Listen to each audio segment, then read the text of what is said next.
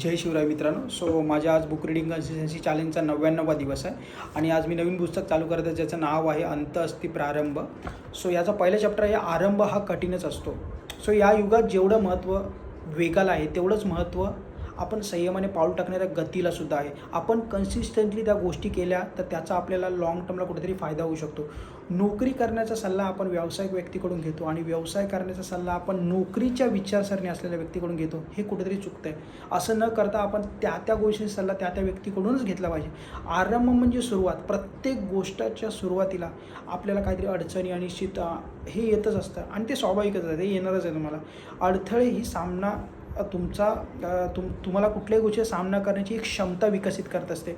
आरंभाच्या कठीण काळात तुम्हाला धैर्य आणि चिकाटी राखणे खूप महत्त्वाचं आहे. प्रत्येक यशस्वी व्यक्तीकडून तुम्हाला काहीतरी शिकता आलं पाहिजे आणि अयशस्वी व्यक्तीकडूनही तुम्हाला शिकता आलं पाहिजे. कारण प्रत्येक यशस्वी व्यक्ती हा कधी ना कधीतरी अयशस्वी झालेला असतो आणि आपल्या चुकांमधून शिकून तो पुढे जात असतो.